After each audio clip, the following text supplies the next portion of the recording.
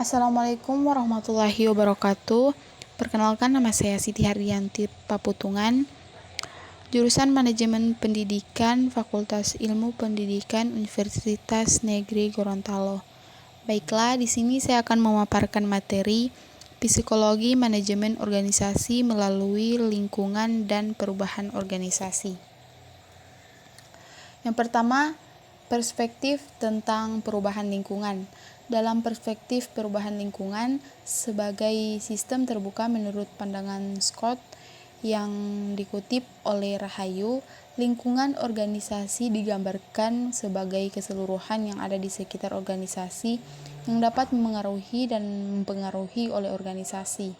Sistem organisasi tidak mungkin dapat hidup tanpa lingkungan organisasi. Dengan demikian, perubahan lingkungan sangat berpengaruh terhadap kehidupan sistem organisasi.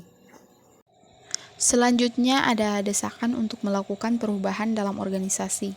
Desakan untuk melakukan perubahan dalam organisasi perlu melakukan perubahan karena adanya desakan dari berbagai faktor untuk melakukan perubahan. Faktor-faktor tersebut dapat diklarifikasi sebagai faktor internal organisasi dan faktor eksternal, yaitu faktor lingkungan. Selanjutnya ada penolakan terhadap perubahan. Penolakan terhadap perubahan dalam organisasi tidak hanya terjadi pada tingkatan karyawan saja.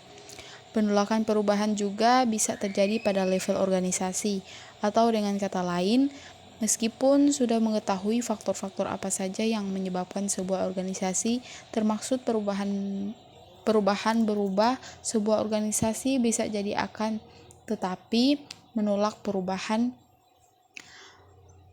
Berbagai alasan mengapa orang menolak perubahan, yaitu ada yang dimaksud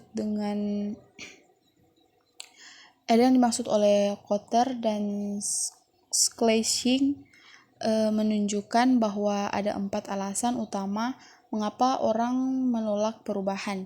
Yang pertama, mereka takut kehilangan sesuatu yang berharga. Yang kedua, mereka gagal untuk memahami perubahan dan implikasinya. Yang ketiga, mereka percaya bahwa perubahan tidak masuk akal, atau cukup mereka memiliki toleransi yang rendah untuk perubahan.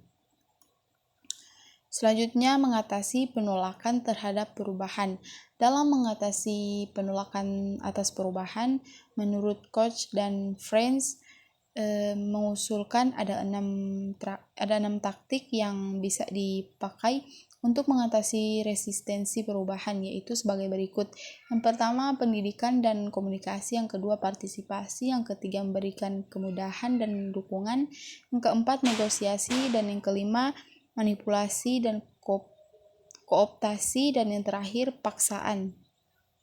Selanjutnya ada agen perubahan. Agen perubahan merupakan individu yang bertugas memengaruhi target atau sasaran perubahan agar mereka sambil mengambil keputusan dengan arah yang dikehendaki organisasi.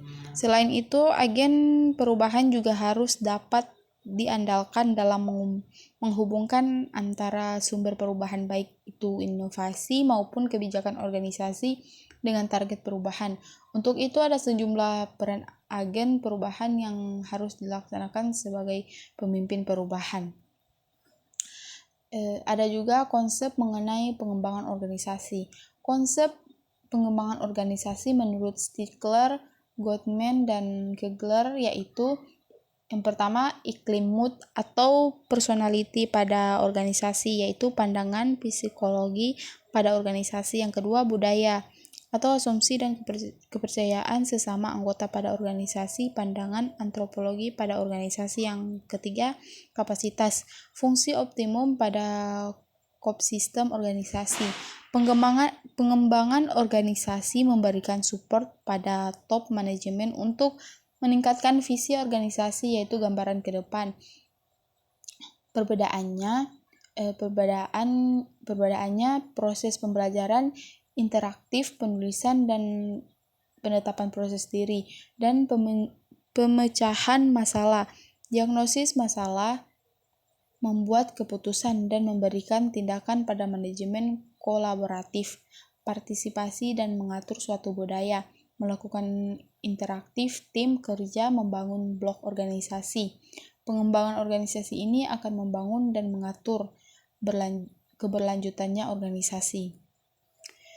Sekian dan terima kasih. Wassalamualaikum warahmatullahi wabarakatuh.